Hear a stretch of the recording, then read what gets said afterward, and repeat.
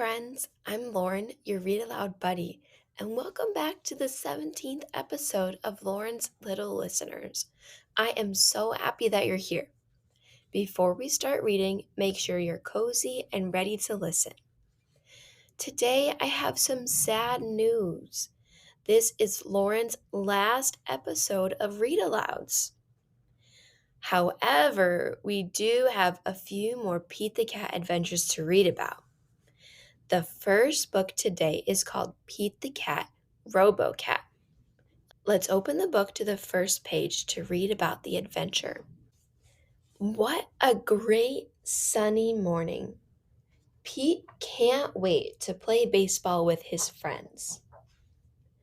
Do you want to play catch? Pete asks Larry. I can't, says Larry. I'm going to the library. Do you want to play catch? Pete asks Callie. I was about to go for a bike ride, says Callie. Do you want to play catch? Pete asks John. I can't right now, says John. I have to paint the fence. Pete wishes his friends would do what he wants to do. It's no fun playing catch all by himself. If only I knew another me, Pete thinks. And like that, Pete has a great idea. Pete builds a robot. He programs it to be just like him. Welcome to the world, Robo Pete, Pete says to the robot. You're my new best friend. We'll do everything together. And I want to play catch, says Pete. Great idea, says Robo Pete. Pete and Robo Pete play catch. Wow, says Pete, running after the ball. You sure can throw far. Robo Pete throws farther and farther until... Time out, Pete says as he tries to catch his breath. Let's play something else. I want to play whatever you want to play, Robo Pete says proudly. How about we play hide and seek, says Pete. That will be fun, says Robo Pete. Pete finds the best hiding place ever. He's sure Robo Pete will never find him. 10, 9, 8, 7, 6, 5, 4, 3, 2, 1, shouts Robo Pete. Ready or not, here I come. Gotcha, shouts Robo Pete, tagging Pete. Hey, how did you find me, says Pete. With my homing device, says Robo Pete. I can find anyone, anywhere. Okay, enough hide and seek, says Pete. Let's play some guitar. Pete teaches Robo Pete how to play a song he made up. You have to feel the music, Pete explains. Okay, says Robo Pete. To feel it, I need to play loud, explains Robo Pete. Pete tries to stop Robo Pete, but he can't hear him over the noise. This is fun, says Robo Pete. This is awful, says Pete the cat. Okay, says Robo Pete. Let's ride our skateboards instead. Before Pete can answer, Robo Pete's feet transform into a motorized skateboard with super speedy wheels. Let's go! Robo Pete shouts. Wait! Calls Pete. Pete chases after Robo Pete. He has no idea where Robo Pete is going. Robo Pete crashes into the sandbox at the playground. Are you okay? Pete asks his robot. I am a robot. I am indestructible, says Robo Pete. What is this strange place? It's a playground, says Pete.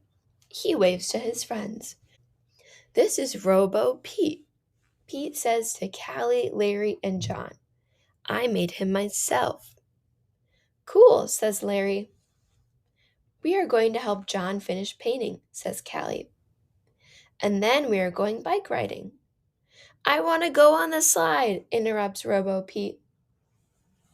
Robo Pete, I want to help my friends paint the fence, Pete tells his robot. Paint the fence, that would be great, Robo Pete says. I am programmed to paint faster than anyone. Pete and his friends try to help, but Robo Pete paints too fast. So instead, they ride bikes and they read books. And after Robo Pete is done painting, they help him clean the brushes. Pete realizes that it doesn't matter what they do, just being with his friends is what makes it fun. The end.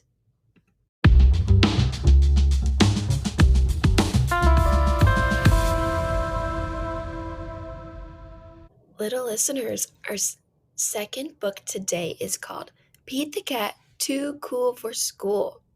Let's continue on our story time adventure as we're opening the book to the first page. Pete wants to look cool. He asks everyone, "What should I wear?" "Wear your yellow shirt," his mom says. "It is my favorite." So Pete does. "Wear your red shirt," Pete's friend Marty says. "It's my favorite." So Pete does. "Wear your blue shirt," Pete's brother Bob says. "It is my favorite." So Pete does. "Wear your long pants," Pete's teacher says. "They are my favorite." So Pete does. "Wear the shorts with the fish," Pete's friend Callie says. "They are my favorite." So Pete does. "Wear the polka dot socks," the bus driver says. "They are my favorite." So Pete does. "Wear the cowboy boots," Grumpy Toad says. "They are my favorite." So Pete does. "Wear the tie with the stripes," Emma says. "It is my favorite." So Pete does. "Wear your baseball hat," his coach says. "It is my favorite." So Pete does. Pete puts on all the clothes. Does he look cool? No, Pete looks silly. He also feels very hot. Pete goes home. He changes his clothes. He puts on his favorite yellow shirt and his favorite pants. He puts on his favorite socks. Pete puts on his favorite shoes. And he puts on his sunglasses. Pete says, "Now I am cool." If you want to be cool, just be you. The end.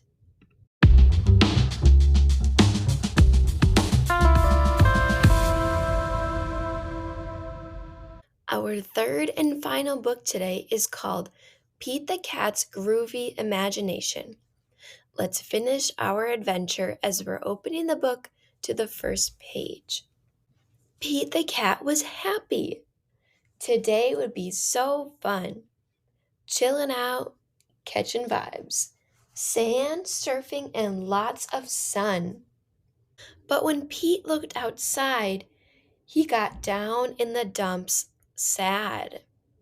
Dark clouds and pouring rain could make this good day turn bad. Pete didn't complain. He did not feel blue. Pete knew he could find something fun to do. Pete drew a cool picture. Pete strummed a little tune until he saw something too good to be true. Pete found a big box. He looked it up and down. He turned it to the side. He turned it side to side, and he spun it all around. The box was brown and it was strong. The box was wide and tall. Maybe this wasn't just any box after all. This box rocks. The box was big and it was groovy. The box could be something new. Suddenly, Pete's imagination grew and grew and grew. Maybe it was more than a box. Maybe it was more than it seemed. Pete closed his eyes and had an out of this world dream. It was more than a box. It was a groovy rocket ship. Pete saw the moon on his outer space trip. 10, 9, 8, 7, 6, 5, 4, 3, 2, 1. Blast off! Pete was heading home. He landed splash in the sea. Pete had to think fast. Now, what could this box be? The box was big and it was groovy. The box could be something new. Suddenly, Pete's imagination grew and grew and grew. The box was now a yellow submarine. Pete dived way down into the sea. Pete wore his goggles to see the underwater scene. The submarine crashed when it reached land.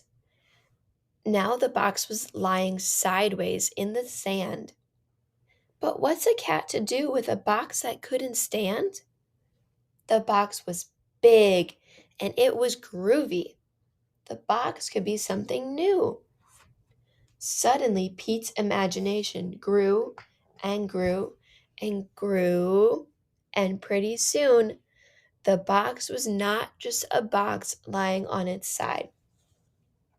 It was a cool cat race car revving for a fast, fast ride. Zoom, zoom, zoom. Pete won the race just like that.